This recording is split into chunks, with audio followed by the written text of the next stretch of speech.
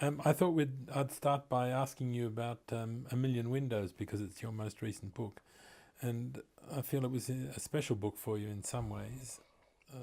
Well, taking just bald arithmetical facts, it was. I wrote it faster than I've written any other book, in about 6 months or 7 or 8 months at the longest. Only one draft, and there are other books of mine that would have taken 3 or 4 years to write, and 3 or 4 drafts to write. The other thing is that I sat down in one afternoon and wrote the plan of it, the titles and the rough contents of every section. And I did what I often do. I wrote the title of each section on a card and got down on the carpet here on the floor and played around with the order. I get a lot of fun doing that, deciding which piece will be followed by which piece. And once I'd done that, I just sat down at my desk and at every available bit of time I could find, I just wrote it, and that's it. Is there some reason for that? The urgency of the subject matter, or No,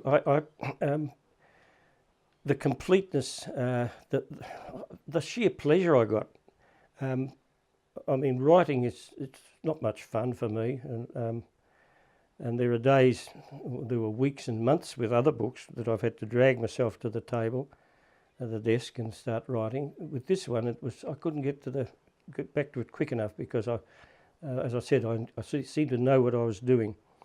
When you mentioned the subject matter, even though, I have to correct something slightly, even though I knew from the titles and the brief outline, I knew what was in each section, there are things in the finished book that are there, but I didn't know they were going to be there when I was halfway through. A little example, when I was writing about the blue, the indigo and silver dressing gown of one of the we'll call them chief characters. There's one narrator, but there are a number of chief characters. Each is an inhabitant of some or another room in the House of a Million Windows. When I was reporting the existence of that dark blue and silver dressing gown, I had no notion that I would mention later in the book the dark blue and silver kingfisher bird that flew across the clearing in the forest. But that sort of discovery, or the hope of that sort of discovery, it's really almost the chief motivation when I'm writing something like A Million Windows. And I got an endless number of lifts and boosts during the writing of it. The kingfisher in the clearing in the forest leads to another element which possibly also wasn't part of the original plan, and that is the ending of the book and about the mother of the chief personage. Well, that incident was there, but I didn't see the connection between the forests and the. It's based on a few things that I know about, and I didn't recall when I first decided to put it into the book that the mother's rape took place in a forest, in fact the same forest where the bird had flown past many years earlier, a forest which I've also written about in Emerald Blue, the Heytesbury forest. But I was thinking the other day, I know very little about the visual arts, but I understand that there was a time in the history of the visual arts when what we call scholars or critics wrote much about the composition of a painting, not just the subject matter alone, but the way that the painting, the details or items in the painting were arranged or composed.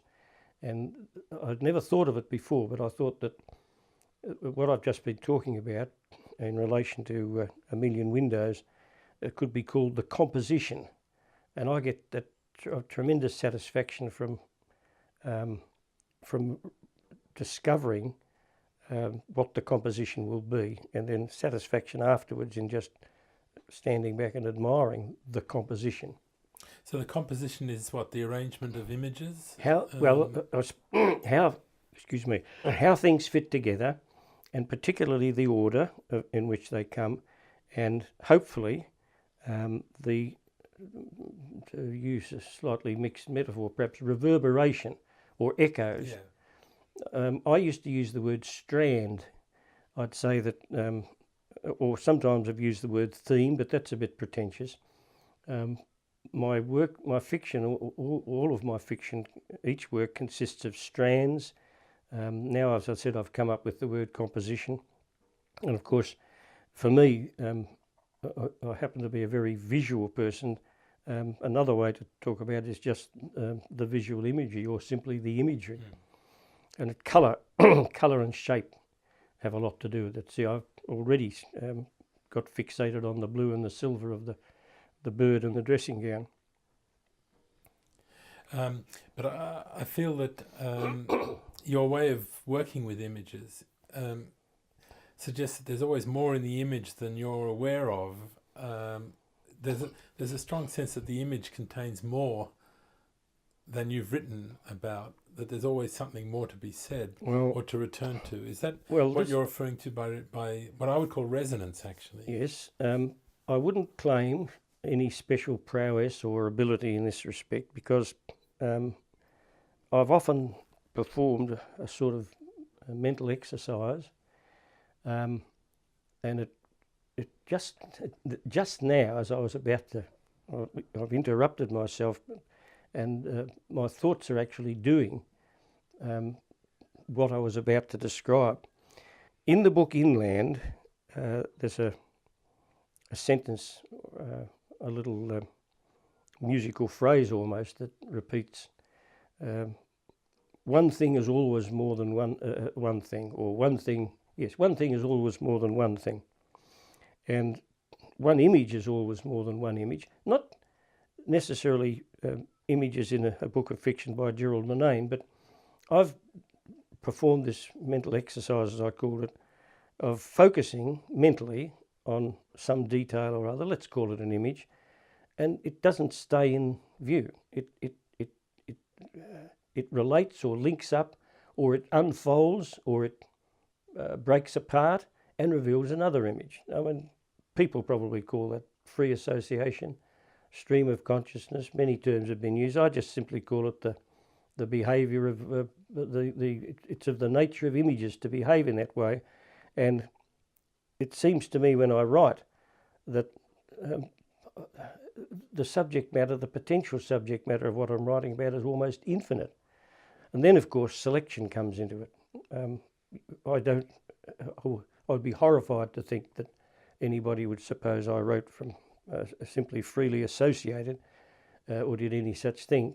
The matter of selection is of tremendous importance, and things have to be rejected because, interesting or pretty as they might seem, they don't really relate to the main strands or the main framework or the main composition. I think you wrote somewhere, I'm not sure exactly where, that the images for you are like villages on the plain or towns on the plain, and the roads connecting them are like feelings. That was in the first piece in Emerald Blue, in Fair Fields. Fictitious. The author, the narrator, is described as being a teacher of writing and using manila folders and throwing them around, scattering rather, on the floor of his office. And I don't know that I ever did such a thing, but I can readily imagine that I could do such a thing as a way of explaining how I wrote. There's another image.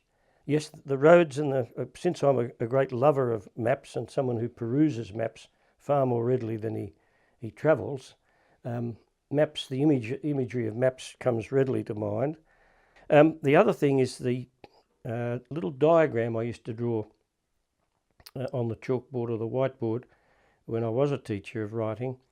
It started with a little polygon in the centre, and it took on I think years ago I saw a diagram of a snowflake or some sort of crystalline substance, and the central polygon is surrounded by, 8 to 10 other polygons, and rays or connecting lines link them up. Not just the central one to the others, to each of the others, but each of the others to each of its fellows. And I like, it encourages me when I'm writing to think of the shape as certainly not linear. I don't think there are passages in my books that follow a sort of linear progression, but most of my books are arranged composed of small sections, which, as I said earlier, could have taken other orders or could have been arranged in other orders. And time, I don't see any. I'm not overruled or over concerned with the demands of a temporal progression. I can write something about early in the book from the fictional future of the book, and something later in the book from the fictional beginnings of the early time. Those connections between images, or between the same image in different contexts, is across works too, not just within the one work of fiction, but there is a high degree of return and repetition with variation across your whole writing, isn't there? Critics have said that, and I take it as praise, and they meant it as praise, I've done an amazing amount with a very small amount, that for someone whose experience is not terribly wide, never having travelled extensively or not being part of any sort of political activity or having fought in any battles or that sort of thing, led a fairly quiet life. I've written on upwards of a dozen books, using and reusing and using in different ways a limited amount of material. They've gone on, the same people, sometimes to try and to name the items. They start with grassy landscapes and distant views of females and so on, but I'll leave that to others to... Oh, horse racing, of course, yeah. But that's why I suggested that in some ways the image for you resonates and has more than can be got from it at any one go. So you keep coming back to the same image. The well is almost bottomless. Another way, yes, the thing unfolds and then unfolds like some sort of fast, those shots that people used to take. There were novelty films in the early days when I used to be a kid going to films. Speeded up views of flowers opening and buds turning into flowers. There are images, I suppose, that the Heytesbury Forest, there are images that I would venture to say haven't yielded up yet all the meaning that they potentially contain. You mentioned the well, and that image of the girl who drowns herself in the well, who leaps into the well, the peasant girl, which you take originally from the Birds of the Pushta, but which appears in a number of works, most notably I think in Inland, but it's also in A Million Windows as well. And then when it leads to the clearing in the forest and the rape of the mother, suddenly you feel there's an aspect to that image which in some ways explains its recurrence, but it hadn't been there until then. Well, fiction is a kind of magic or alchemy. I was sitting on a suburban train. I can't recall, somewhere in those archives over there would be the answer to that, but never mind, it was a date somewhere in the 80s, and I was reading an English translation of the Hungarian. It's not a novel, it's a book of sociology, I suppose, Puszták népe, which means people of the Puszta. It was written in the 1930s. And I read a section about the oppression, sexual oppression of the girls on the great estates not by the owners and the aristocrats who owned the estates, but by the lesser officials who were only jumped up peasants anyway, the overseers and the farm supervisors. And then I read the pages, the cowherds pulled her out when they watered the cattle at dawn.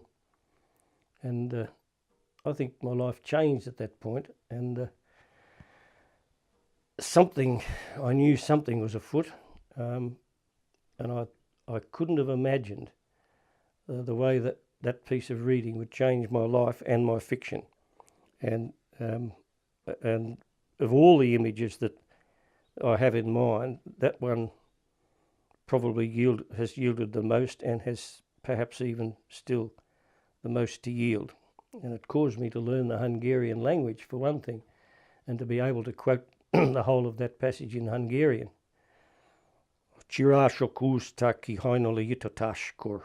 That's the cowherds pulled her out when they watered the cattle at dawn section.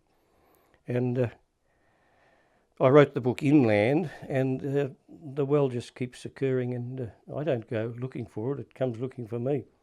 And it occurs in numerous places, as you've said, in other books and things that I've written. So I can't, you didn't raise the matter, and not many people would have raised the matter, but sometimes I get to know of writers who I just speculate about the reasons why people have written fiction. I used to have a contemptuous expression that I used when I was a teacher about people who chose this fictional subject matter from yesterday's headlines. That not for me to condemn anyone in the wide world of fiction, but I could never even contemplate looking out, putting my hand to my forehead and looking out for the subject matter of my next piece or next book. It, as I think Isaac Bashevis Singer said, it comes looking for me. I don't have to look. It's there already. And it's just a new development in my own life. So that I can say in all honesty and sincerity that I can't tell the difference between my fiction, my thinking about my fiction, and my life. It's as important to me as almost anything else in my life. And as I jokingly said years ago to somebody, it was in connection with Literature Board grants. Somebody said, "Oh, it must be nice to have a Literature Board grant." This was back in the 1970s. It must be nice to have a Literature Board grant. Now you'll be able to go on with your writing.